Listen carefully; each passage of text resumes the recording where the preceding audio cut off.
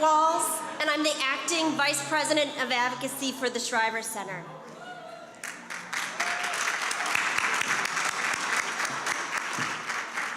I would like to welcome you to the Shriver Center's first annual summit, The Future of Justice. Thank you to our sponsors, AARP Foundation and Southwest Airlines, for creating this opportunity for us to all come together to talk, to listen, and to learn. 50 years ago, the Shriver Center was created as part of the War on Poverty's commitment to providing free lawyers and legal information to low-income communities. It was during that same time that other critical civil rights and anti-poverty programs were advanced. But now we are at a crossroads, where the threat to justice and civil rights by our federal government is ever present, where the news alerts we receive on our smartphones, while disheartening, are no match to the real injustice playing out in low-income communities, in particular low-income communities of color across the country. What progress has been made over the last 50 years has in many ways been upended. And the hard truth is that for many communities, what stated progress was made fell far short of its promise. But we continue to fight, and to stay in the fight no matter how tough, because we believe in justice.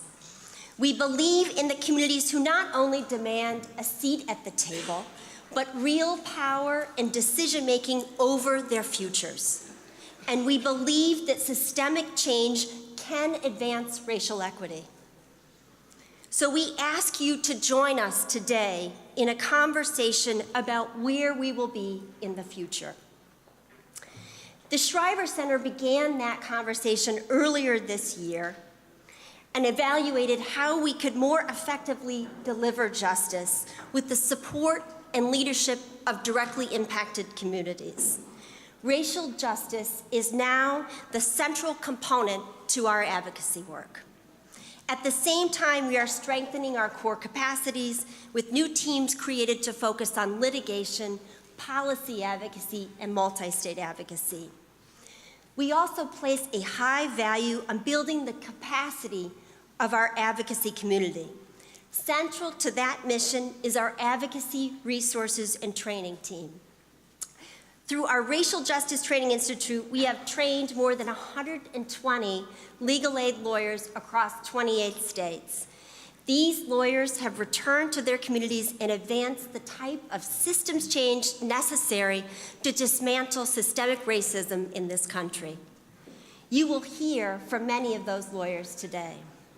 So while the days can be dark, we believe in the power we can collectively advance. Thank you.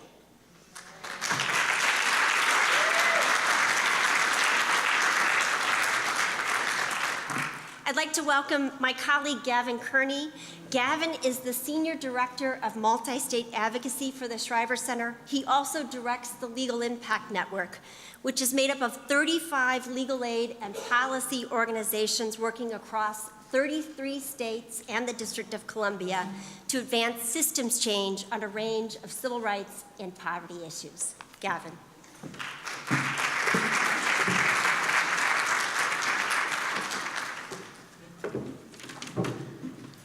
Good morning, everyone.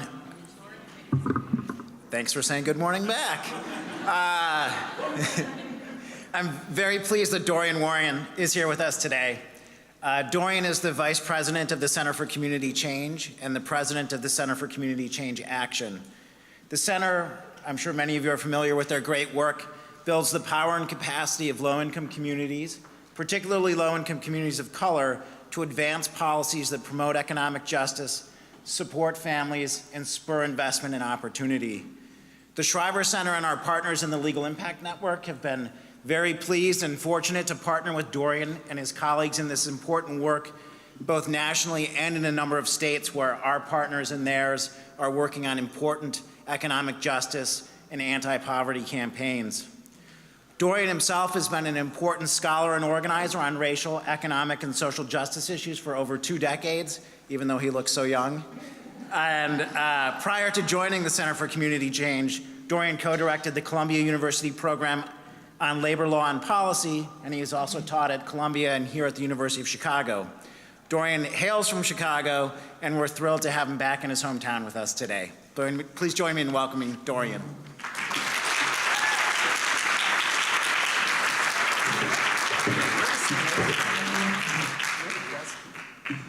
Good morning. I did that on purpose to wake you up, since you were quiet when Gavin said it. It is, first, thank you, Gavin, for that kind introduction. It is great to be back home and to be with all of you this morning. Congratulations to the Shriver Center on your first summit, right? Congratulations to Gavin and Kate and John Bowman and the entire Shriver Center staff, board, and family on your 50 years of advocacy and service to advance economic and racial justice.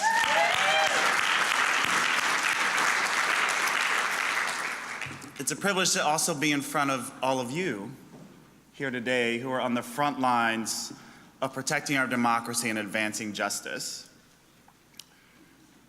Much of your work and much of our work is invisible these days, but I see it and I thank you for it. Most of us in this room, we don't do this work to have our name on a building. We do this work because we want to see healthy food on people's tables and the opportunity for a better life and to thrive in every neighborhood. So thanks to each and every one of you for being here today, for getting up so early on a Friday morning. Thankfully, it's not super cold here in Chicago in December. Now, I understand, Gavin, Shriver Center family, you're at the end of your 50-year celebration, your year-long celebration of 50 years, and the struggle to end poverty and advance social justice. And it's fitting because my organization, like the Shriver Center, was also born out of the war on poverty. And we'll be celebrating our 50th year anniversary next year. So happy anniversary to you guys and happy anniversary to us.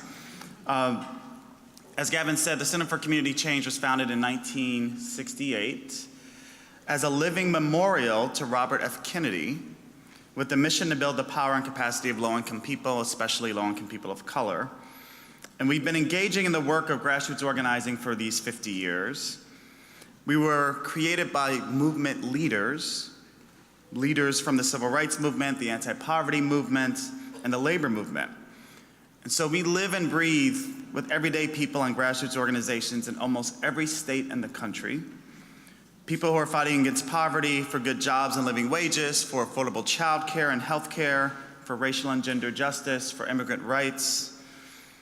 We believe fundamentally change does not come from the top down, but builds from the bottom up, and that those most directly impacted must be the ones to lead the fight for economic, racial, and social justice. Now, I'll return to this vision or this theory of change in a few minutes, because it's why I'm really optimistic about this moment in time, but first I need to depress you a little bit.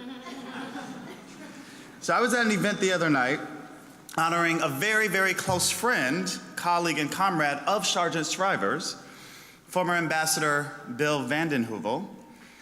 Many of you might be familiar with one of his daughters, Katrina Vanden Heuvel, who's the editor and publisher of The Nation.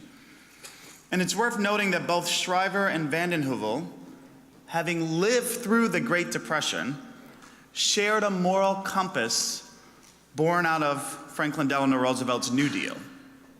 They were Roosevelt Democrats long before they themselves helped to craft the Great Society programs of the 1960s.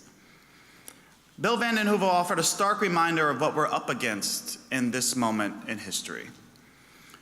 I've often said, just as shorthand, that the modern conservative movement wants to roll back the 20th century, and specifically the New Deal.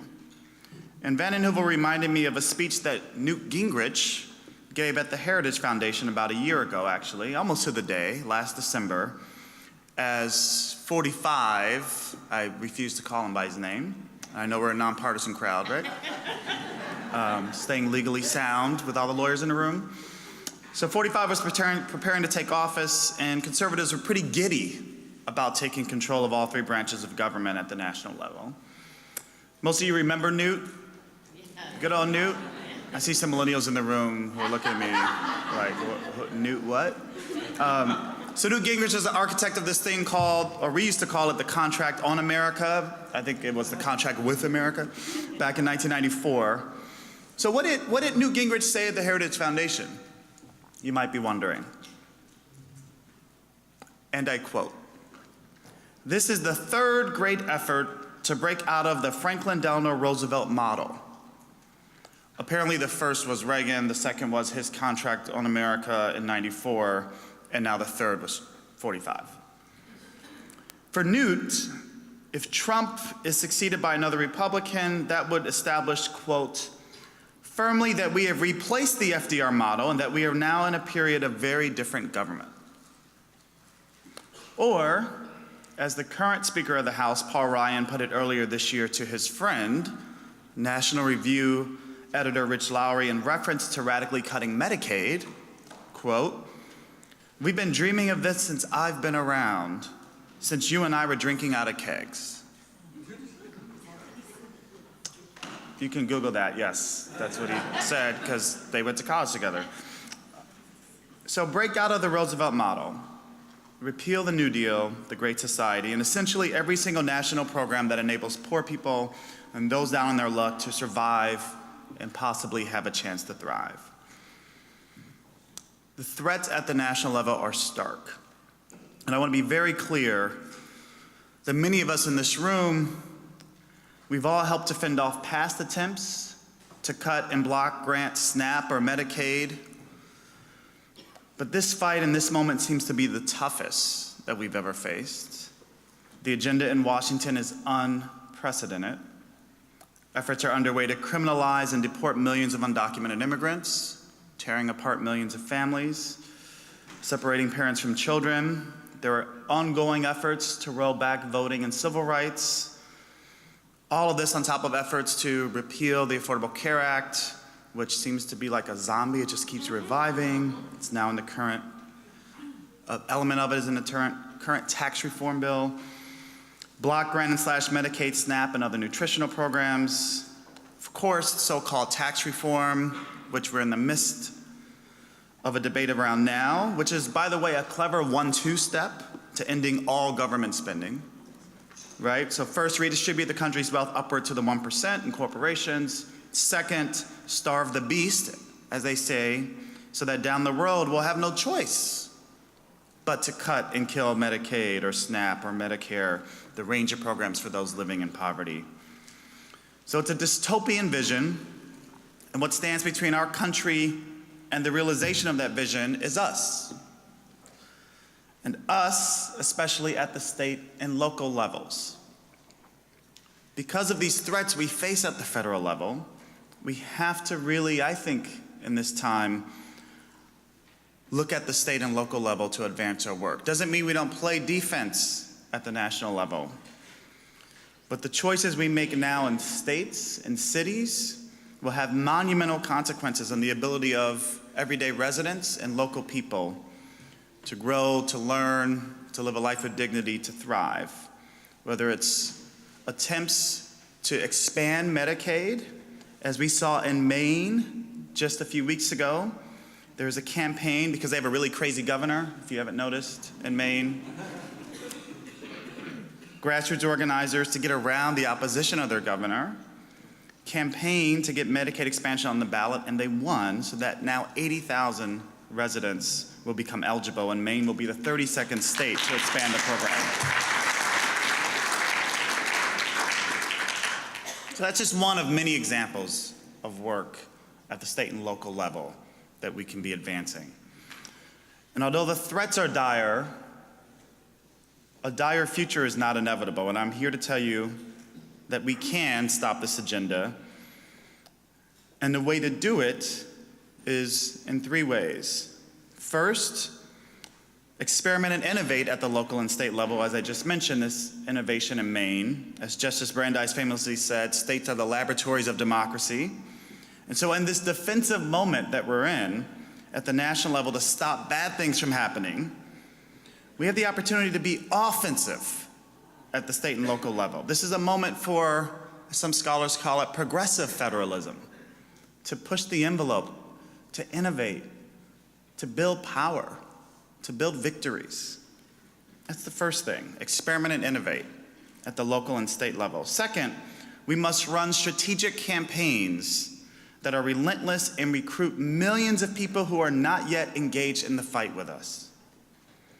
There's an overwhelming majority on our side, and it's up to us to engage them.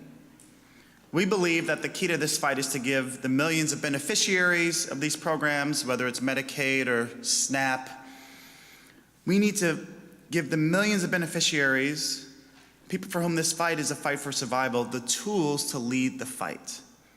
If we only mobilize the already organized, we will lose. If we recruit millions more, we will win, and it's actually that simple. Third, we need to be thinking about communication strategies that define this moment and these fights as a moral fight over our core values as a nation. It'll be essential to communicate both the intent behind the creation of dystopian policies and communicate the human impact that would follow their implementation in a way that resonates with ordinary Americans. So let me say a bit more about this. In 2014, the Center for Community Change, along with Lake Research Partners and ASO Communications, embarked on a 2-year research project to revolutionize the ways we talk about poverty. We spoke with over 6,000 people from diverse backgrounds to see what kinds of language resonated with them and inspired them to act, with the specific goal in mind of finding ways to talk about poverty that excited our base of supporters and drew persuadable audiences in the middle to our side. We unearthed several what I thought were illuminating findings that we use in our external messaging work as well as in our organizing. Now, the first and most useful finding of this work revolved around the importance of leading conversations with values, not with policies. Values rather than policies. So many of you have heard this theory about how values are critical, and in fact, it's really an intuitive point. A values-led conversation focused on, say, freedom, or, which we need to take back, by the way, we need to reclaim, freedom or fairness or family, reaps a greater impact and actually can start a conversation in a common place for people. Shared values have proven effective in debates about financial hardship and around health. So if you say, for instance, for Americans, providing for sick family members, it's always been non-negotiable, and Medicaid is a program that assists families in providing care for loved ones, right? Starting with the value, then moving to the policy. Another important finding in this research is the need to link a problem to a solution. And right now, as in most progressive messaging, advocacy to sustain the social safety net and advance economic and racial and gender justice follows a pretty familiar pattern: problem, solution, action. In other words, we describe the problem first, usually in very technical terms with no humans involved. And the problem with problems is that people don't want more of them. Engaging people not directly impacted by food stamps can't happen when our outreach kicks off with harms and deprivations.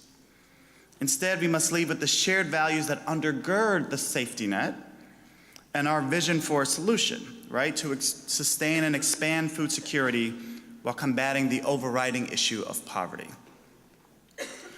Winning the messaging war, so to speak, in the hearts and minds of Americans will hinge on our ability to focus on people's lived experiences. So although Medicaid and SNAP benefits, for instance, don't necessarily touch every American's life, getting sick or being injured or the threat of hitting difficult times is for the most part a universal human experience, where we use the terms like coverage and block grants and eligibility and benefits. We really like that language, right? But it tends to abstract away what's really at stake with people. And so messaging about how your body feels unwell or the stress of not being able to put food on the table makes the issue very visceral and critical. Finally, in terms of our messaging research, this may be a bit controversial. We must identify the culprits by talking about the people and motives behind cuts and attacks on these programs. We're not at risk of losing benefits. They're not somehow caught in between the couch cushions like the remote control. We don't lose benefits randomly. We lose benefits because some people and their wealthy backers want tax cuts for the few. So we have to be brutally honest with people that the equation is simple. Steal food off the tables of struggling families to fund tax policies that trickle wealth up the chain to the most privileged among us. Some people are literally stealing food and health care off the tables and the backs of poor and working class people. And we have to name that. So, hopefully I've depressed you a little bit. But I want to leave you with a positive vision for the future, because our work, of course, can't just react to the conservative agenda in Congress and the White House, or depending on where you live in the States. We must articulate and organize around a compelling and positive vision of what the world could and should look like. Our side has failed to build a unified story of what America can be. And a positive vision, I'm convinced, can win over a dark and angry one. And we've been here before. It's important to remember our history. To quote another New Dealer, the historian Arthur Schlesinger, I usually don't quote so many white guys in my talks, by the way. I don't know what happened, Gavin. I don't know what happened today. But nonetheless, important. Arthur Schlesinger wrote that it's useful to remember that history is to the nation as memory is to the individual. As persons deprived of memory become disoriented and lost, not knowing where they've been and where they are going, so a nation denied a conception of the past will be disabled in dealing with its present and its future. Much like 100 years ago, if we dare to remember, during the first Gilded Age, during the Jim Crow period after the end of Reconstruction, we need cities and states to lead and show the way to a future of freedom and justice. This period will be about our work in local communities, whether it's clean energy jobs or climate change or child care minimum wage, on ensuring affordable housing and equitable development, on ending police violence, on advancing racial and gender equality. Here in Chicago, on ensuring our elected officials don't give away the store of $2 billion in taxpayer money to Amazon. Our and your short-term fights will be essential to our long-term movement building, and cities and states are bulwarks in protecting the most vulnerable and winning progressive victories. Because we aren't just entering a period of gridlock at the national level, we are living through existential threats to the decades of advancements around racial, gender, and economic justice we made in the 20th century. Indeed, the long-term goal of the conservative movement is to roll back the 20th century. And as detailed in historian Nancy McLean's great new book, Democracy in Chains, The Deep History of the Radical Right's Stealth Plan for America, it's actually taken the entire existence of the Shriver Center for them to achieve their goals. It's taken 50 years to get the power to enact their plan. The other side might always have more money than us, but we always have more people. And as the saying goes, the only thing that beats organized money is organized people.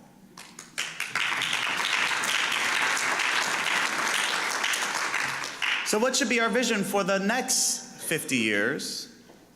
I'd like to suggest that we co-create a future vision inspired by some old core values, sort of a remix of old and new, and the waiting to be imagined. In January of 1941, Franklin Roosevelt delivered what is now known as the Four Freedoms speech. He said, in future days, which we seek to make secure, we look forward to a world founded upon four essential human freedoms. The first is freedom of speech and expression, everywhere in the world. The second is freedoms of every person to worship his God or her God in their own way, everywhere in the world. The third is freedom from want. Freedom from want, everywhere in the world. The fourth is freedom from fear, everywhere in the world. That is no vision, he said, of a distant millennium. It is a definite basis for a kind of world attainable in our own time and generation. Sargent Shriver himself received the Roosevelt Institute's For Freedom Award in 1993, and in his acceptance speech, he told the audience first that in 1936, I cast my first vote in a presidential election. It was cast for FDR. He continued and reflected on Franklin Roosevelt's four freedoms. He said, when Franklin Roosevelt spoke about freedom from want, he was thinking, I believe, about the want for food for those physically hungry, about the want for jobs for those unemployed, the want for housing, the need we all have for a place we can call home. Shriver continued by saying some things that'll be familiar to our ears. Similar expansion is needed for Head Start, the Job Corps, legal services for the poor, and community action. We have no need to reinvent the wheel, Shriver said in 1993. We need only expand what already works well for our citizens and for the people of the world. So he ended by saying, let's go to work. In a Roosevelt style and with the Roosevelt clan, FDR was truly the happy warrior, a title given to him by his contemporaries, a title earned by his optimistic spirit and by his courage. Let us try to be like him, Shriver said. Maybe even we can contribute to the making of a new deal for the 21st century. So Sarge said it best, friends. In this moment of great challenge and threat to all the values we hold dear, let's indeed contribute to making a new deal for the 21st century. Although this time, we will make sure it advances racial and gender justice as well as economic justice. Thank you all for the work you do and enjoy your day.